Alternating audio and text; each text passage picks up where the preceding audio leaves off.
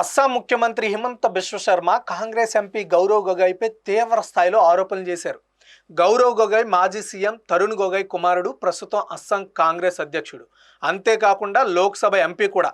2013 December 14 నుంచి 24 వరకు 10 రోజుల పాటు గౌరవ్ గొగోయ్ పాకిస్తాన్లో ఉన్నారు. అత్యంత కీలకమైన అంశం ఏంటంటే, ఆ పర్యటన సమయంలో గౌరవ్ గొగోయ్ పూర్తిగా డిజిటల్ సైలెన్స్లో ఉన్నారని సీఎం సిట్ ఇచ్చిన రిపోర్ట్ను చదువుతూ చెప్పారు. అంటే సోషల్ మీడియాలో యాక్టివ్గా లేరు, ఫోన్ ట్రేస్ లేదు, ఎలాంటి సమాచారం బయటికి రాలేదు. అంతేకాకుండా మొదట గౌరవ్ గొగోయ్కు పాకిస్తాన్లోని లాహోర్కు మాత్రమే వీసా ఇచ్చారు. పాకిస్తాన్ వెళ్ళిన తరువాత అక్కడి ఇంటీరియర్ మంత్రిత్వ శాఖ లేఖతో వీసాలో కొన్ని మార్పులు చేశారు. అందులో భాగంగా లాహోర్, ఇస్లామాబాద్, కరాచీ ఈ 3 నగరాలకు వెళ్ళారని సీఎం హిమంత బిశ్వ శర్మ తెలిపారు. ఆ లేఖ ఏమిటి, ఆ లేఖలో ఏముంది, ఎవరిని కలిశారు, ఎందుకు పాకిస్తాన్ రెడ్ కార్పెట్ పరిచింది అని గౌరవ్ గొగోయ్ను సీఎం ప్రశ్నించారు. హిమంత బిశ్వ శర్మ మరో సంచలన వ్యాఖ్యలు కూడా చేశారు. అది 10 రోజుల్లో పాకిస్తాన్ ఏదైనా శిక్షణ ఇచ్చి ఉండొచ్చని అనుమానం కూడా వ్యక్తం చేశారు. 2014లో ఎంపీగా ఎన్నికైన తరువాత గౌరవ్ గొగోయ్ పార్లమెంటులో అడిగిన ప్రశ్నలే ఇప్పుడు అనుమానంగా ఉన్నాయని సీఎం అన్నారు.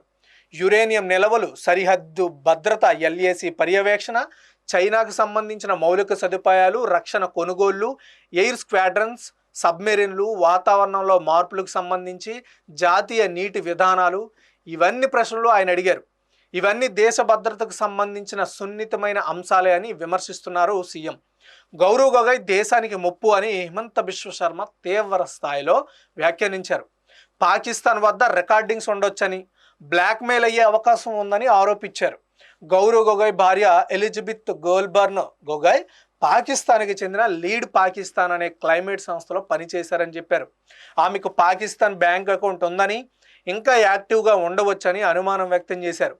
లీడ్ పాకిస్తాన్ నుంచి లీడ్ ఇండియాకు వచ్చిన నిధుల్లో ఎక్కువ మొత్తం ఎలిజబెత్కే వెళ్ళిందనే ఆరోపణలు చేశారు. ఇది the foreign contribution regulation act నిబంధనలకు విరుద్ధమని అన్నారు. ఎలిజబెత్ పాకిస్తాన్కు భారత ప్రభుత్వానికి సంబంధించిన గోప్య నివేదికలు అంటే రిపోర్ట్లను పంపించిందని అనుమానంగా ఉందని చెప్పారు. 2013 డిసెంబర్లో గౌరవ్ గొగోయ్ చేసిన పాకిస్తాన్ పర్యటన, అదేవిధంగా ఆయన బ్రిటిష్ భార్య ఎలిజబెత్ గోల్బర్న్ గొగోయ్కి ఉన్న పాక్ సంబంధాలు, ఇవన్నీ అనుమానాస్పదమని సీఎం ఆరోపించారు. ఈ ఆరోపణలు దర్యాప్తు చేయడానికి ప్రభుత్వం ఒక సిట్ని ఏర్పాటు చేసింది. దాని ప్రాథమిక ఫలితాల ఆధారంగా కేసు నమోదు చేశారు. సిట్ రిపోర్ట్ ఆధారంగా ఈ వ్యవహారంపై అస్సాం కేబినెట్ ఈ కేసును కేంద్ర హోంశాఖకు అప్పగించాలని నిర్ణయించింది. ఇది రాజకీయ ఆరోపణలా లేదా నిజంగా జాతీయ భద్రతా ముప్పా? కేంద్రం ఎలాంటి చర్యలు తీసుకుంటుంది? సిట్ దర్యాప్తు ఎటు మలుపు తిరుగుతుంది? ఇవన్నీ రాబోయే రోజుల్లో తేల్చాల్సిన ప్రశ్నలు.